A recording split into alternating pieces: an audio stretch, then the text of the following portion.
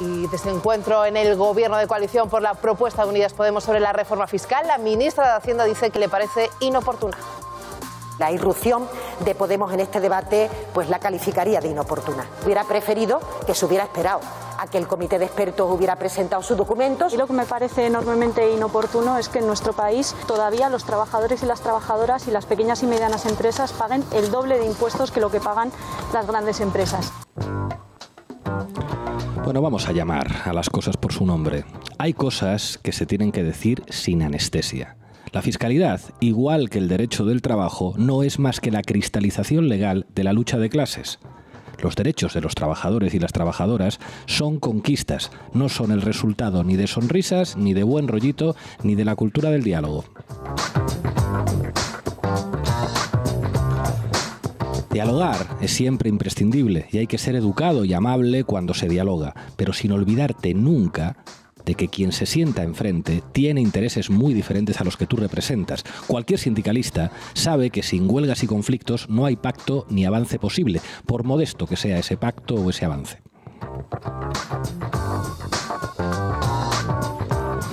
Hay que ser conscientes siempre de la correlación de fuerzas. Hay que dar los mejores argumentos y convencer, pero sin olvidarte jamás de que no hay democracia sin conflicto. La cultura del buen rollo, de la concertación, de la conciliación de intereses, esconde una verdad histórica demostrada, y es que los avances sociales son siempre el resultado del combate. ¿Y qué pasa con la fiscalidad? Pues con la fiscalidad pasa exactamente igual. Esto no va de que un grupo de expertos diga lo que le parezca, hay expertos para todos los gustos. Esto va de que los ricos no tienen la más mínima voluntad de pagar lo que no pagan. Y se hace necesario, de una maldita vez, hacerles pagar, aunque lógicamente no van a querer pagar. Además, los ricos ya ni disimulan ni pierden el tiempo con la cultura del buen rollo. Amenazan sin miedo y demuestran tener algo muy importante en política: conciencia de clase, de la suya, pero conciencia de clase. ¿Que me quieres hacer pagar? Me voy a Andorra. ¿Que me vas a investigar el fraude? Pues no invierto. ¿Que me dices que soy un insolidario? Pues para eso tengo periódicos y televisiones que son mías para que digan que no hay nada más horrible para la economía que subirme los impuestos a mí. Además, no os quejéis, asalariados de mierda, que por cada millón que defraudo dedico 10.000 euros a regalaros aparatos para el cáncer que llegarán a los hospitales, eso sí, con mi cara y con el logo de mi fundación. ¿Que es indecente que las teles hagan propaganda de los evasores fiscales que hacen regalos a los pobres? A ver si os enteráis de qué va la política. Esto es lucha de clases y los ricos vamos ganando. Bienvenidos y bienvenidas a La Base.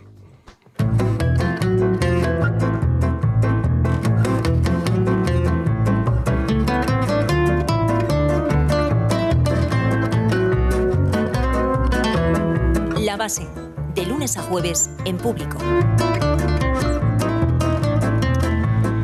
Bueno, hoy hablamos de fiscalidad y de justicia social con Sara Serrano, nuestra matemática al mando de La Base de Datos, que hoy cuenta además con la participación en su sección del presidente del Sindicato de Técnicos de Hacienda, de Carlos Cruzado. Tendremos, como siempre, a nuestro filólogo Manu Levín al mando del análisis de medios. Por supuesto, hemos preguntado a la izquierda y a la derecha del gobierno, hemos preguntado al Ministerio de Hacienda, nos ha dicho cómo ven las cosas. No han querido participar en el programa, pero nos han dado unas fuentes que vamos a reproducir aquí, y vamos a entrevistar a la ministra de la parte izquierda del gobierno, a Ione Belarra. En nuestra tertulia vamos a contar con Susana Ruiz, que ya está conectada. Susana, muchas gracias por estar con nosotros. Susana es responsable de Fiscalidad y de Justicia Social en Oxfam Intermón. Hola. Muchas gracias por acompañarnos. Y para terminar, cambia de nombre una sección que ya tuvo mucho éxito la semana pasada. Las TikTokers hacen cosas. Ha habido una perestroika en esta sección y para contárnoslo ha venido a Madrid, aunque va a seguir hablando en bilingüe, Carla Galeote. Esperad hasta el final porque trae una sección muy interesante. Os recuerdo además que Carla, junto con Gema MJ, estará hoy a las 8 de la tarde en La Morada, en la calle Fernando Po número 4, para hablar de machismo y de redes sociales. Bueno, Lolo, arrancamos. La Base de Datos. ¿Qué nos trae, Sara? Buenas tardes, Pablo. Hoy traigo 5 datos sobre fiscalidad. Primer dato, el fraude fiscal en España es un 65% mayor que la media europea. Esto significa que se evaden casi 32.000 millones de euros de más. Segundo dato, el 72% del fraude fiscal que se produce en nuestro país lo llevan a cabo las grandes empresas y las grandes fortunas. De hecho, las familias aportan el 92% de la recaudación fiscal en España, mientras que las grandes empresas solo contribuyen con el 2%. Otro dato más, 27 empresas del IBEX 35 tienen filiales en paraísos fiscales. Las empresas con mayor número de filiales en el exterior son el Banco Santander, de Patricia Botín, ACS, de Florentino Pérez, Repsol y Ferrovial. Y por último, un ejemplo concreto, el dinero que se ahorró Amancio Ortega transfiriendo beneficios de Inditex a Irlanda, Holanda y Suiza supone más del doble del presupuesto dedicado por su fundación a proyectos sociales. O sea, que si Amancio Ortega, en lugar de regalar material sanitario, se hubiera dedicado a pagar en España los impuestos que le hubiera correspondido pagar aquí, a lo mejor se hubieran podido contratar más profesores para la pública o más médicos para la sanidad pública. Muy bien. Bueno, ¿cuáles son las consecuencias de este modelo fiscal que padecemos? Pues hay principalmente dos consecuencias claras. Una es el crecimiento de la desigualdad en nuestro país. El 10% más rico de España concentra más de la mitad de toda la riqueza del país. Y dos, la infrafinanciación de servicios públicos como la educación, la sanidad o la atención a la dependencia. Un impuesto a las grandes fortunas, tal y como propone Unidas Podemos, permitiría recaudar 10.000 millones de euros adicionales. O sea, los datos a nivel europeo son clarísimos. En España se pagan muchos menos impuestos por parte de las grandes fortunas, por parte de las grandes empresas, que en los países europeos de nuestro entorno. Pero, sin embargo, aquí sigue circulando el mantra ese de que los ricos paguen impuestos es malísimo para la ciudadanía y malísimo para la economía. Así es, precisamente sobre esto hemos preguntado a Carlos Cruzado, que es presidente del Sindicato de Técnicos del Ministerio de Hacienda. El primer mito que va a desmontar: si se suben los impuestos a las grandes empresas, estas empresas se van de España. Esta es su respuesta. Decir que si se suben los impuestos las empresas se van de España es desconocer una realidad, y es que una de cada 3 multinacionales españolas está pagando en impuestos menos del 10% de su beneficio global. Esto quiere decir que a través de sus filiales fuera de España, en territorios en los que la fiscalidad es nula o muy baja, ya están pagando mucho menos de lo que de acuerdo con su capacidad económica tendrían. Vamos con el segundo mito. La justicia fiscal aumenta el fraude. Escuchemos qué tiene que decir al respecto el presidente de los técnicos de Hacienda. De hecho, nosotros observamos, hicimos un análisis de los países de la OCDE y de la Unión Europea, y lo que observamos es precisamente lo contrario. Países en los que hay un mayor nivel de presión fiscal normalmente conlleva o tienen unos niveles más bajos de economía sumergida y fraude. Tercer mito. En España ya se recaudan suficientes impuestos. Entre 5 y 6 puntos históricamente por debajo de la media de la presión fiscal de la Unión Europea, y en este sentido tenemos un problema recaudatorio. Claro que necesitamos ir aproximando nuestra presión fiscal a la media de la Unión Europea para poder mantener y reforzar nuestro estado de bienestar. Cuarto mito. Quienes más defraudan son los autónomos. En España muchas veces oímos que decir aquello de que quienes más defraudan son los autónomos. Oímos de esa pregunta de con IVA o sin IVA del fontanero, y esto es desconocer también una realidad, y es que según nuestros datos las mayores bolsas de fraude no están precisamente en estos sectores. Habría que desplazar la lupa del control tributario de la agencia tributaria hacia grandes fortunas y grandes empresas. Es algo de lo que ya se habla en la exposición de motivos de la Ley de Prevención del Fraude. Y último y quinto mito, un clásico entre la derecha y la ultraderecha: el impuesto de sucesiones te va a dejar sin el piso de tus padres. Es desconocer que en la mayoría de las comunidades autónomas ya existían con anterioridad esta competencia fiscal que se ha desatado desde hace algún tiempo, bonificaciones y beneficios para evitar que en el caso de esa herencia de un piso, de un piso medio, digamos, se tribute por ello, o si se tributa es muy poco. Otra cosa es que con estas bonificaciones extraordinarias que se vienen planteando en algunas comunidades autónomas, esas herencias, no ya de un piso, sino de patrimonios inmobiliarios importantes, finalmente no tributen. Pues lo ha dejado todo bastante claro, Carlos Cruzado. Muchas gracias, Sara. A vosotros.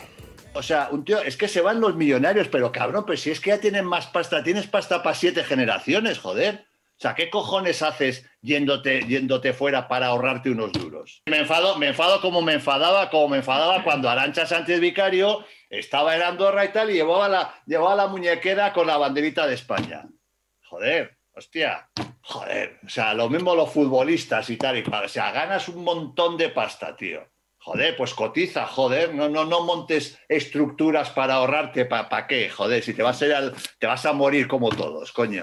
Pues paguemos todos, en lugar de intentar que ellos paguen más, no, vamos a pagar menos todos. Y si pagamos todos menos, pues vamos a ver. Y luego viene una cosa de estas y queremos una sanidad de puta madre y queremos muchas cosas. Joder, pues hay que pagar. Muy grande, Iturriaga. Bueno, Manu, ¿qué nos traes? Pues os cuento, mete cabecera, Lolo. Titulares al banquillo.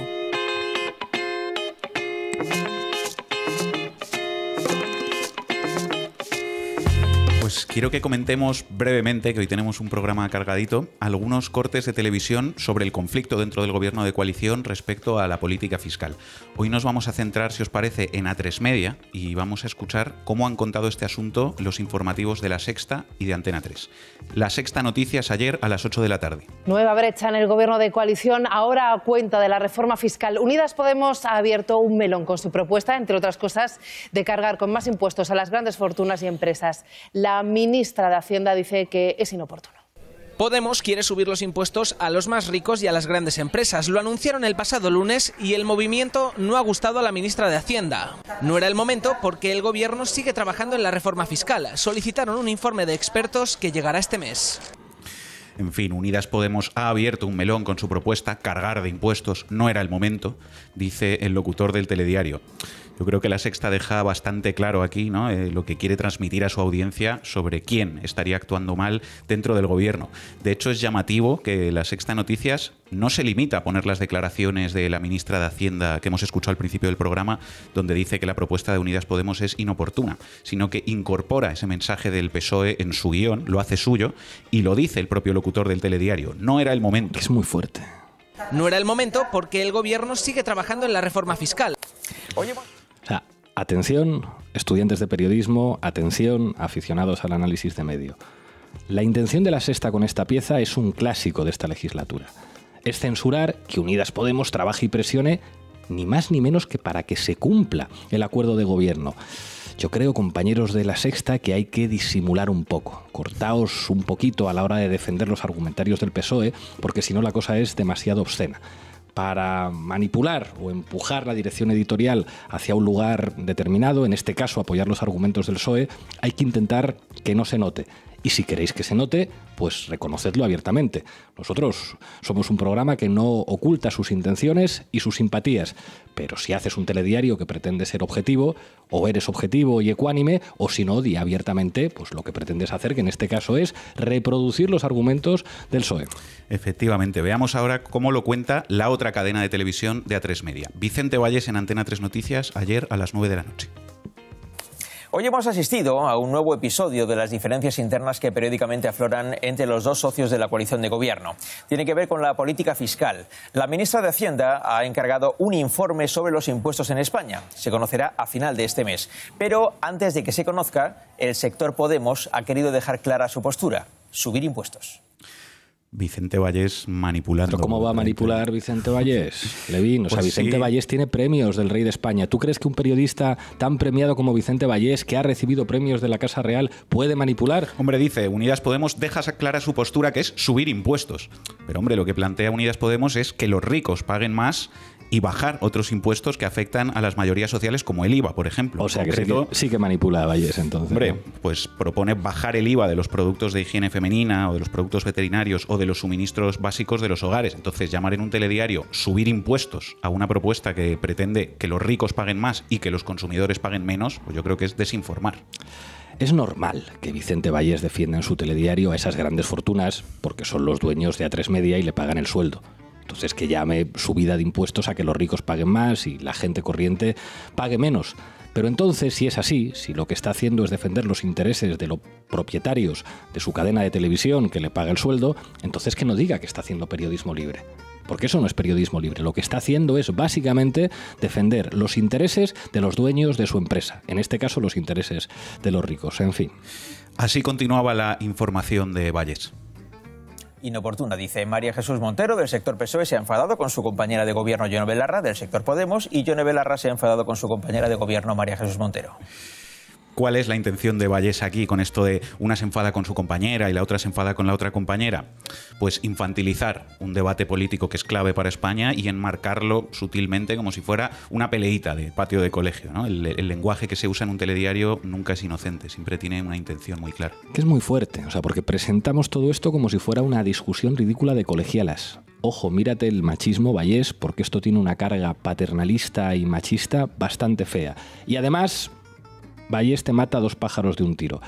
Caricaturizamos a la malvada coalición socialcomunista y además eso nos permite hacer una pieza de telediario sin mencionar en ningún momento las propuestas en términos de política fiscal de Unidas Podemos. Es un triple salto mortal, ¿eh? Un partido político hace una propuesta para hacer un impuesto a las grandes fortunas y tú te montas una pieza de telediario para hablar de una pelea entre dos ministras, de un melón que se abre, de un no sé qué, pero nunca, nunca jamás hablar de la propuesta, no sea que a los espectadores de Antena 3 la propuesta les convenza y entonces los dueños de la cadena digan, pues vamos a poner a otro, en vez de a ti, Vicente Vallés, que sobran dispuestos a presentar el telediario por el pastón que te pagamos. De hecho, lo hemos visto antes, lo único que dice Vallés sobre la propuesta, a la que llama simplemente subir impuestos, es mentira. La prensa libre y rigurosa, Pablo.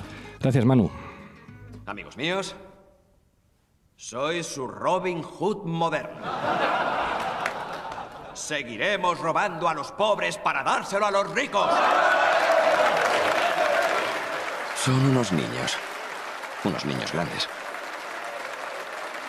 Se divierten y continuarán divirtiéndose, hasta que todo reviente. Escuchábamos una escena de El Capital, una película del gran Costa Gabras. Bueno, nuestro programa hoy va de fiscalidad. Y va además de una discusión que hay en el seno del gobierno de coalición, entre la izquierda y la derecha del gobierno, que parece que tienen propuestas diferentes sobre cómo cumplir el acuerdo de gobierno que hablaba de justicia fiscal. Y por lo tanto creo que nuestra obligación es dar voz a las dos partes. Hemos intentado conectar con representantes del Ministerio de Hacienda. Yo he podido hablar con la ministra, que ha estado muy amable, pero nos han dicho que hasta que los expertos no hagan el papel, ellos prefieren no hablar, pero nos han dado unas fuentes sobre lo que ellos piensan. Y las voy a leer. Nos han dicho que digamos que el acuerdo de gobierno ya se habría cumplido, que se ha producido una subida del IRPF a las rentas superiores a 300.000 euros, que se han subido los impuestos a las rentas del capital por encima de los 200.000, que hay un impuesto digital, que hay un impuesto a las transacciones financieras, que se ha endurecido el tratamiento de la SICAP, que hay un 15% mínimo ya en el impuesto de sociedades y que ha habido una bajada en la exención por plusvalía en el impuesto de sociedades. Estas son las fuentes que nos ha dado el Ministerio de Hacienda. Creo que ahora toca preguntar a la izquierda del gobierno y vamos a contar en este caso con Yone Belarra. Yone Belarra, ministra de Derechos Sociales y Agenda 2030, muchas gracias por atender a La Base. Un placer estar aquí. Ministra, hemos contactado a la parte socialista del Gobierno, al Ministerio de Hacienda. No han querido conectar con nosotros directamente, pero nos han dado unas fuentes. Nos han dicho que el Gobierno ya ha subido el IRPF de las rentas altas, que han subido los impuestos a las rentas del capital. Nos han hablado del impuesto digital. ¿Cómo valora usted el cumplimiento del programa de Gobierno pactado por las dos formaciones políticas en lo que se refiere a fiscalidad? Bueno, yo creo que lo que se ha hecho en estos 2 años de gobierno han sido meros retoques fiscales y creo que el ejemplo más claro es que tuvimos que pelear mucho en la negociación de presupuestos de este año para que hubiera un impuesto efectivo del 15% en el impuesto de sociedades y solo conseguimos que fuera sobre la base imponible, es decir, un impuesto mucho más limitado que el que proponemos nosotros, que es que sea sobre beneficios. Por tanto, yo hablaría únicamente de meros retoques y creo que el grueso del acuerdo de gobierno está todavía por cumplir. Por eso, este lunes presentamos una propuesta, la propuesta de Unidas Podemos, precisamente para tratar de hacer una concreción específica de cómo habría que cumplir el acuerdo de gobierno de una manera ambiciosa a la altura de lo que yo creo que espera la gente de nuestro país. Porque hay mucha gente en nuestro país, Pablo, que piensa que los fondos europeos, que la recuperación económica otra vez se va a volver a quedar en manos de los de siempre, de los más ricos y de los más privilegiados, como pasó en la crisis de 2008. Así que el Gobierno tiene que demostrar que esta vez las cosas van a ser diferentes y que esta vez la recuperación económica va a llegar a los bolsillos de los trabajadores y las trabajadoras y también de la pequeña y la mediana empresa. Ministra, ustedes plantean sustituir algo que ya existe, que es el impuesto de patrimonio, por un impuesto específico a las grandes fortunas. ¿Qué es lo que implicaría ese nuevo impuesto a las grandes fortunas respecto al impuesto sobre el patrimonio?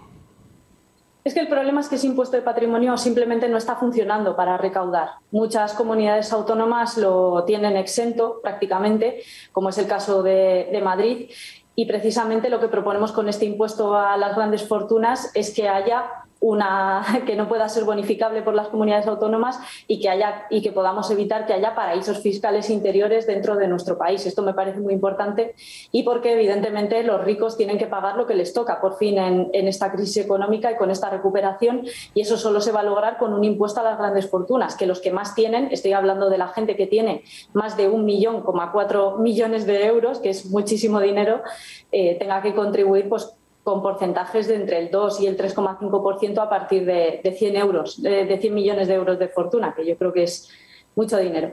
Ministra, gracias por atender a La Base. Hasta pronto. Placer. Bueno, ya estamos en modo tertulia. Contamos con Susana Ruiz, responsable de Fiscalidad y Justicia Social de Intermón Oxfam. Quería preguntarte, Susana, ¿es necesario en España un impuesto a las grandes fortunas al estilo de lo que está planteando la izquierda del Gobierno? Bueno, yo lo que creo es que todavía tenemos un sistema fiscal en España que no recoge la suficiente progresividad y que incluso desde la gran crisis financiera de 2008 ha ido reduciendo su capacidad de tener un impacto en la redistribución de la riqueza y de las rentas. Entonces, lo que necesitamos es ajustar el funcionamiento del impuesto al patrimonio y también conseguir que rompa con unas dinámicas que hay ahora de competencia fiscal entre territorios que son muy perjudiciales. Entonces, es necesario reconsiderar, repensar y plantear este impuesto al patrimonio para que se ajuste mucho mejor a la realidad de la existencia de la riqueza en estos momentos en España y también a lo que ha sucedido durante la pandemia. Sabemos que los 23 hombres, los 23 más ricos, los patrimonios más importantes de España han crecido en un 29% su riqueza durante esta pandemia, mientras que tenemos a 1 millón de personas que han pasado a encontrarse en situación de carencia extrema. Entonces, esa doble realidad necesita de soluciones que vengan también del sistema tributario y en parte, muy importante, tiene que ver con el rediseño de este sistema, de este diseño del impuesto al patrimonio. Hola, ¿qué tal, Susana? Soy Sara. Yo te quería preguntar, habéis publicado hace unos días, hace pocas semanas, un informe sobre desigualdad en Oxfam Intermón, y quería preguntarte cuál es el impacto que tiene la fiscalidad actual de nuestro país sobre el aumento de la desigualdad. Bueno, somos uno de los países que menos consigue dentro de la Unión Europea reducir la desigualdad a través del sistema tributario, del sistema fiscal en conjunto, de los impuestos y de las transferencias. Pero es que la capacidad de reducir la desigualdad a partir del gasto público está muy condicionada por los recursos que tenemos. Entonces, si no recaudamos, desde luego no vamos a conseguir tampoco redistribuir. Entonces, eso es uno de los elementos más importantes. Somos uno de los 5 peores países dentro de la Unión Europea en esta capacidad redistributiva. Y como decía también, desde el 2008 somos uno de los países también que ha visto cómo su sistema fiscal está realmente puesto al servicio de la desigualdad, no está puesto al servicio de la reducción de la desigualdad, y con ingresos fiscales y con gasto público estamos consiguiendo cada vez menos reducir esa desigualdad. Somos un mal ejemplo, si queremos, dentro del marco de la Unión Europea, y tenemos un margen y un campo de mejora muchísimo más importante. Claro. ¿Qué tal, Susana? Aquí Manu Levín. Hola. Yo te quería preguntar, por uno de los elementos clave que les sirven a los ricos para hacer esa ingeniería fiscal, ¿no? Y evitar pagar impuestos, que son los paraísos fiscales que existen, pues globalmente, que también dentro de Europa, incluso dentro de España, pues también, ¿no? Y está Andorra, aunque sea otro estado, ¿no? O incluso la Comunidad de Madrid, pues hay quien plantea que es como una especie de paraíso fiscal interior. En vuestra opinión, ¿qué es lo que habría que hacer para, luchar contra los paraísos fiscales, para eliminar esos espacios que sirven a los ricos para evitar pagar impuestos? Bueno, hay que pensar que los paraísos fiscales son una realidad mundial. Entonces, cuando hemos visto con todas las filtraciones, los papeles de Panamá, los de Pandora más recientemente, cuando hay un cambio legislativo en un país, los capitales muy rápidamente se van moviendo hacia otro paraíso fiscal. Entonces, es un efecto de desplazamiento. Necesitamos soluciones que vayan en todos los, que se centren en todos los países. Y para eso necesitamos identificarlos de forma concreta. La lista europea de paraísos fiscales, que se va a actualizar otra vez dentro de pocas semanas, es una pura falacia, porque ahora no tenemos más que 12 territorios, pero ninguno de los que son los verdaderos, o uno de los solamente de los que son verdaderos paraísos fiscales. Entonces necesitamos criterios, o sea, ponerle nombre realmente con indicadores y entenderlo. Y la lista española no ha conseguido modificarse todavía. Entonces necesitamos simplemente ponerle cara realmente a esos paraísos fiscales con indicadores, con criterios que funcionen con la realidad de cómo son esos paraísos fiscales. Y luego necesitamos también poner esos candados, esos mecanismos para evitar que las fugas que se están dando hacia esos paraísos fiscales se estén produciendo. Entonces, hemos visto también con los papeles de Pandora cómo hay algunos territorios, incluso en países como Estados Unidos, Dakota del Sur y otros estados, que se han ido convirtiendo como una especie de búnker dentro de algunos países con reputación no tan mala como los paraísos fiscales tan agresivos, pero que también están funcionando, generando esa competencia desleal entre países. Entonces, esa cooperación entre países es fundamental, crear esa lista de paraísos fiscales es fundamental, pero luego hay que actuar más. Es decir, ¿por qué existen las sociedades pantalla? ¿Por qué tenemos esas sociedades offshore? ¿Por qué no podemos ponerle coto si no hay una justificación realmente de esa utilización de los paraísos fiscales? Hay que reforzar todo eso. Hace falta más transparencia y nos hace falta también que esas medidas como la del 15% de tipo mínimo efectivo que se están planteando se eleven. Es decir, porque un 15% sigue estando muy lejos de lo que es el tipo nominal y sigue siendo muy insuficiente para conseguir una de las cosas que estaban detrás de esta iniciativa, que era evitar la competencia fiscal desleal. Ese 15% es una concesión que se ha hecho a países como Irlanda, es un punto de partida que es necesario, pero es un punto de partida que nos está alineando en realidad con paraísos fiscales como Irlanda o como Singapur, en vez de estar poniendo la barra mucho más alta para que sea realmente un freno a la fuga de capitales hacia paraísos fiscales. A mí en esto hay una cosa que me preocupa, que os quería comentar a todos, y es, así como por ejemplo en lo que se refiere a la legislación laboral existe una cierta cultura, bueno, pues que al fin y al cabo tienen que ser los trabajadores y trabajadoras organizados los que pueden reivindicar pues un salario mejor, unas mejores condiciones de empleo, menos temporalidad, o incluso vemos a los pensionistas que se organizan para las pensiones. En esto tengo la sensación de que los poderes mediáticos han logrado convertir la fiscalidad en un asunto de expertos, en un asunto ininteligible, donde siempre aparecen pues personas como muy bien vestidas que empiezan a hacer números en una pizarra en televisión y nadie prácticamente entiende nada. Es decir, es como uno no se imagina movimientos sociales organizados que lo que estén planteando es, oiga usted, lo que necesitamos es pues que se cumpla la Constitución en lo que se refiere a justicia fiscal para poder tener una sanidad en condiciones, una educación en condiciones o infraestructuras en condiciones. ¿No os da la impresión de que en esto han conseguido meternos el gol? Que muchas veces nosotros entramos también. No, es que esto es tan complejo que esto solamente pueden hablar expertos. Y cuando hay un tema del que solamente pueden hablar expertos, ya se convierte en algo, digamos, que no interesa a la ciudadanía. La gente puede hacer una huelga por la reducción de la jornada laboral o porque le suban el salario, pero que haya una gran manifestación para hacer un impuesto sobre las grandes fortunas, esto, digamos que todavía, por desgracia, está fuera de los códigos políticos. Claro, y justamente sobre esto, ¿no? Y conectando con algo que decía al final Susana, de esto de poner la barra más alta, ¿no? Porque yo creo que parte de esa derrota ideológica que comentas, Pablo, tiene que ver con, bueno, pues con que discutimos al final desde una posición de renuncia y de derrota ideológica, porque, bueno, a veces es necesario, yo creo, que la izquierda marque sus objetivos de máximos, porque eso sitúa las cosas en otras coordenadas y permite discutir desde ahí, ¿no? Entonces, yo quiero hacer un poco eso, un poco de pedagogía revolucionaria, ¿no? Porque la fiscalidad, al final, es un mecanismo de mínimos. Es decir, por ejemplo, en el informe que publicó Oxfam, ¿no? Recientemente había un dato que a mí me parecía demoledor, que decía que si el 1% más rico mañana perdiera el 99,99% de su riqueza, seguiría siendo más rico que el 99%. Eso genera un conflicto objetivo de intereses que es la base de la política. Es decir, hay política porque la sociedad está en lucha. Y claro que mientras eso sea así y mientras el 1% posea tanta riqueza como el 99%, pues nunca va a haber paz social, porque hay un conflicto que divide a la sociedad, ¿no? Un conflicto de clase. El proyecto de la izquierda siempre ha sido que había que acabar con ese conflicto y que había que abolir esa desigualdad, ¿no? ¿Cómo? Pues dicho mal y pronto, expropiando la riqueza de ese 1%, que no es suya, que la ha acaparado, ¿no? Pero que es una riqueza producida entre todos y todas, y redistribuyendo esa riqueza. Y como ese 1% no va a repartir por voluntad propia, ¿no? Entonces las mayorías desposeídas de esa riqueza tienen que forzar ese reparto conquistando el Estado y legislando para... Que es básicamente decirles, eso sería el socialismo, ¿no? Para que todo el mundo lo entienda, o pagáis impuestos o os nacionalizamos la fábrica. Efectivamente, ¿no? Porque estamos muy lejos de eso, ¿no? Que sería el socialismo. Estamos en la democracia liberal, ¿no? Que no trata de abolir la desigualdad, no trata de eliminar ese conflicto de clases, sino de aceptarlo como una premisa y de gestionarlo, digamos, pacíficamente. Y por eso existe un mecanismo redistributivo que no acaba con la desigualdad, pero que puede mitigarla, que es la fiscalidad, ¿no? Que es que quienes acumulan toda esa riqueza a base de explotar la fuerza de trabajo aporten al menos una parte de eso para que haya servicios públicos, para que haya infraestructuras. Entonces yo creo que es necesario hacer ese planteamiento, digamos,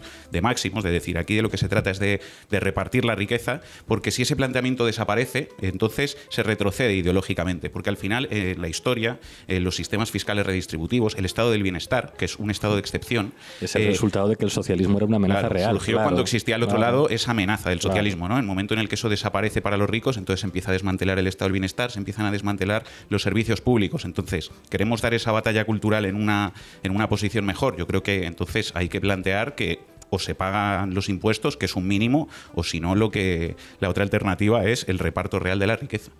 Sí, o sea, porque la lucha por la fiscalidad... Perdona, Susana.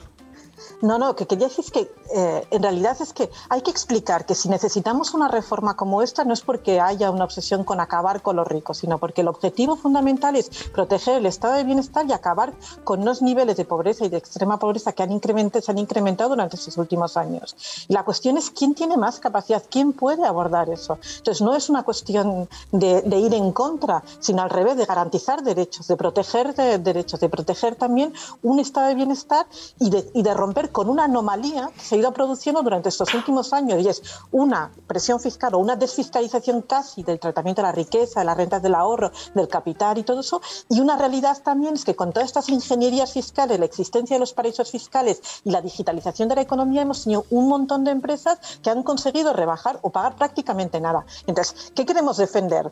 La anomalía de unos capitales que pagan muy poco y de unas empresas que pueden operar sin pagar casi nada, o garantizar derechos para una gran mayoría. Y esa es la decisión, y esa es la discusión que tenemos ahora. Sí, o sea, en relación a lo que estabais comentando, la fiscalidad es una expresión de una lucha de clases, o sea, una lucha entre grupos sociales, los que tienen más renta y capital y los que tienen menos. En los años 90 lo que ocurrió es que se desplazó la carga tributaria de las rentas del capital a las rentas del trabajo, y ahora, a principios del siglo XXI, lo que estamos viendo es como una serie de impuestos que afectan sobre todo a los grandes patrimonios, como el impuesto sobre el patrimonio o el impuesto de sucesiones, están peleando también porque desaparezcan. Y esta guerra de clases que se expresa en la fiscalidad es algo que reconocen también las grandes fortunas. Un ejemplo es como Warren Buffett decía a sus empleados que ellos nunca van a pagar tan pocos impuestos como lo hacen sus propias empresas.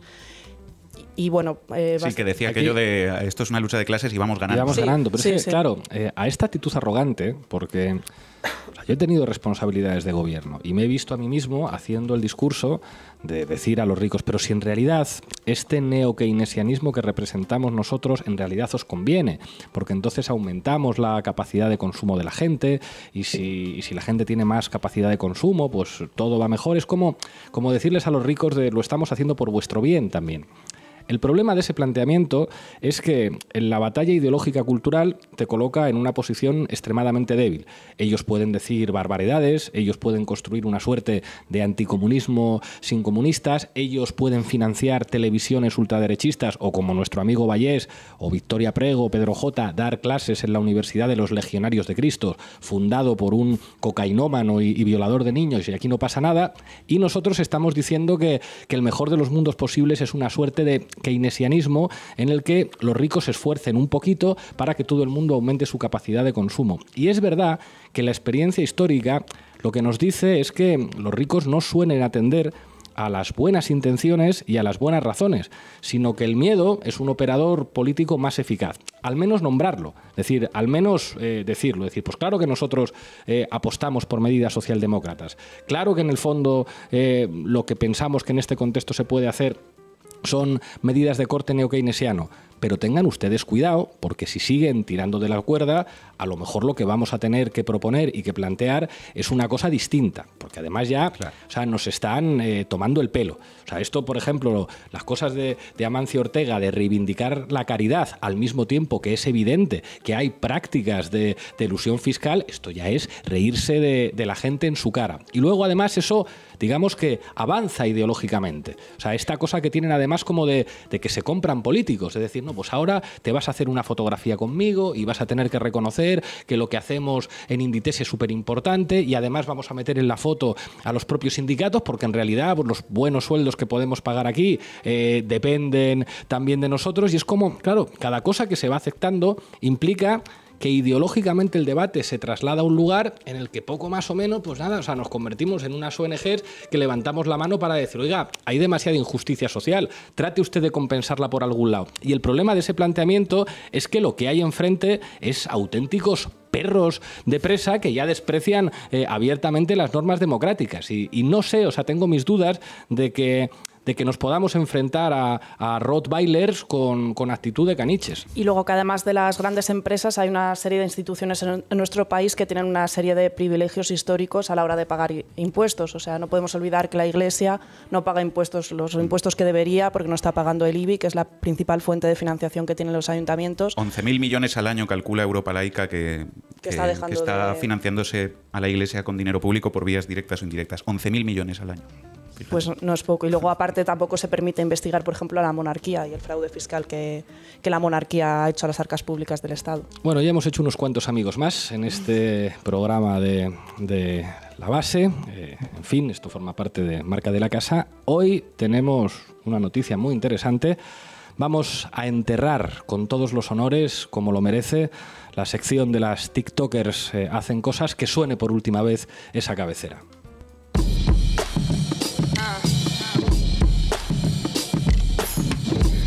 Las TikTokers hacen cosas con Carla Galeote.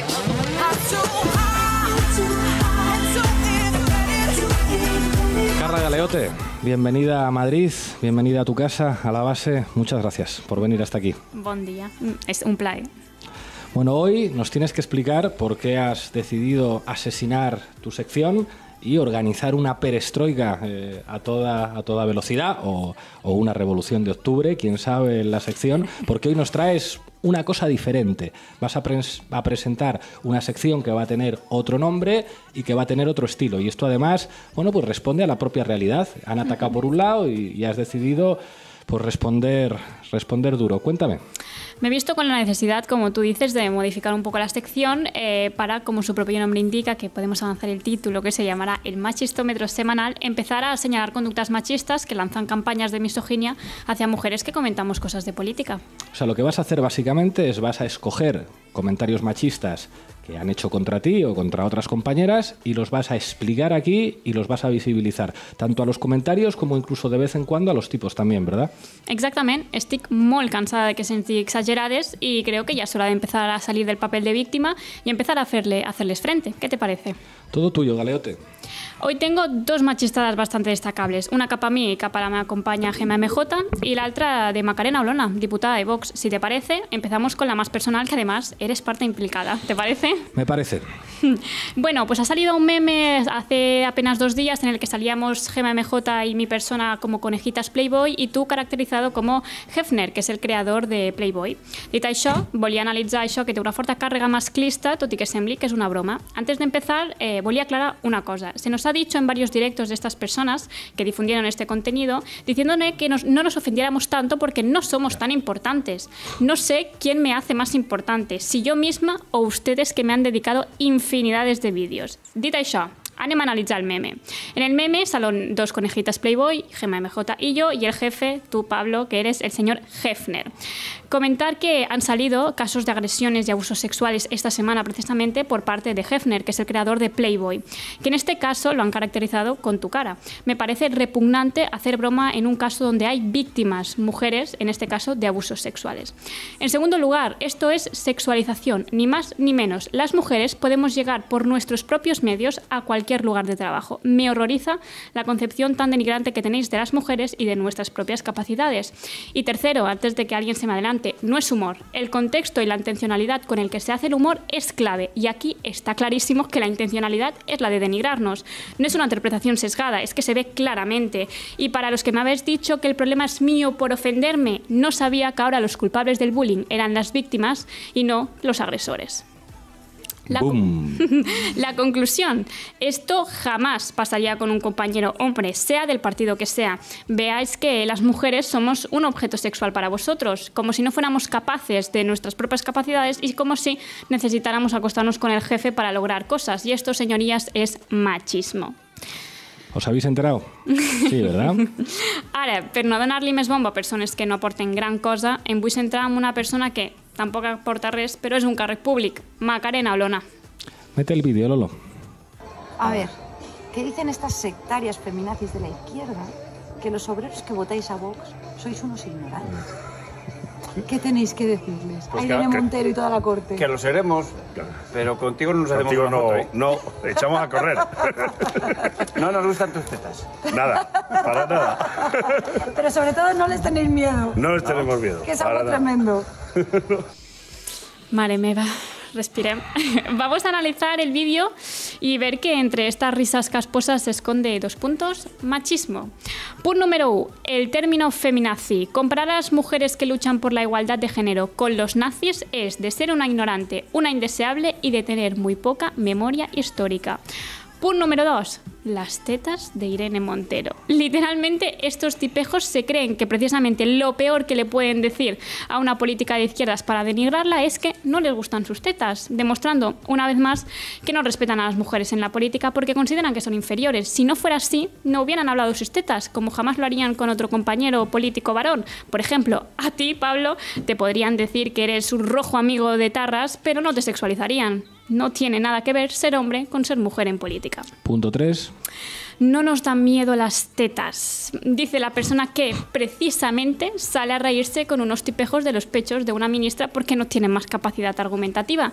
Dice la persona que parece ser que no tiene ni idea de la censura del pecho femenino en las redes sociales. Y dice una persona que aún siendo mujer le parece chistosa la reducción de las mujeres a sus senos. Dit això, i per acabar, un consell y una crida a la reflexión. A Macarena Olona le diría que volviera a escuchar la canción de Ay Mamá de Rigoberta Bandini, que la escuche con atención porque me parece que no la ha entendido.